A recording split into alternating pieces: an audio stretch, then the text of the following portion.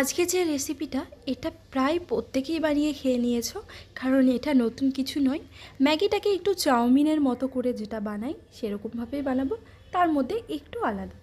এখানে আমি ম্যাগির মধ্যে কিছু চাউমিনের টুকরোও দিয়ে দিয়েছি, কারণ কিছু গুঁড়ো চাউমিন আর কিছু গুঁড়ো ম্যাগি দিয়েই কিন্তু আজকে এই রেসিপিটা। প্রথমে কড়াই বসিয়ে দিয়ে ভালো করে গরম করে নিয়ে কড়াইতে দিয়ে দিলাম সাদা তেল।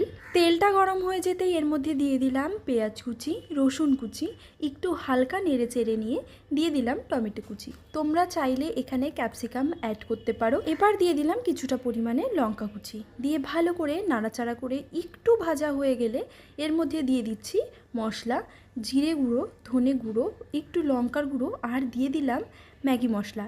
এই যে ম্যাগি মশলাটা দেখছো, এই ম্যাগি মশলাটা কিন্তু ইপ্পি নুডলসের। এর মধ্যে ছোট ছোট গাজর, বিনস, এগুলো অনেক কিছু থাকে, সেই জন্য কিন্তু আমি এই মশলাটাই দিয়েছি। সব কিছু খুব ভালোভাবে ভাজা হয়ে গেছে। এবার এর মধ্যে সস অ্যাড করব। আমি একটা বাটিতে tomato sauce, soya sauce, green chilli, red chilli সব কিছু দিয়ে ভালো করে একটু জল দিয়ে গুলে রেখেছিলাম। এবার সেটাই দিয়ে দিলাম, বাটি ধুয়ে একটু জলও দিয়ে দিলাম। এবার পরিমাণ মতো নুন দিয়ে আবারও ভালো করে একটু নাড়াচাড়া করে নিলাম। যখন সুন্দর একটা ফ্লেভার বেরোবে তখন কিন্তু এর মধ্যে জল না দিয়ে আমি ম্যাগি আর চাউমিনের মিশ্রণটা দিয়ে দিলাম। এখানে এবার কিন্তু এটাকে একটু ভেজে নেব ম্যাগিটা। অনেক সময় এখানে আগে জল দিয়ে তারপর ম্যাগিগুলো দিই, কিন্তু না, আজকে আমি আগে ম্যাগি দিয়েছি তারপর কিন্তু জল দিচ্ছি। একটু ভালো করে ভেজে নিয়ে পরিমাণ মতো জল দিয়ে দিচ্ছি। খুব বেশি জল দিয়ে দিও না, তাহলে জলটা শুকাতে গিয়ে ম্যাগি চাউমিনের মিশ্রণটা একদম ঘেটে যাবে। বেশি নরম হয়ে গেলে তখন কিন্তু আর ভালো লাগবে না।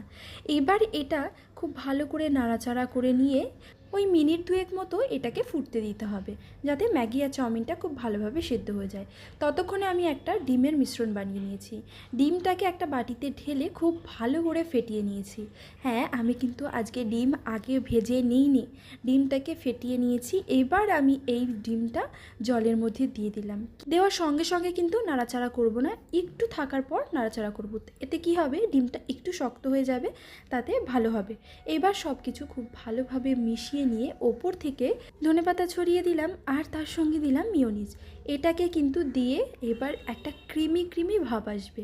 এই মিয়োনিজটা না চাইলে নাও দিতে পারো, তবে একটু ক্রিমি আনার জন্য আমি এইরকম মিয়োনিজটা অ্যাড করলাম। সব কিছু খুব ভালোভাবে মিশিয়ে নিয়েছি।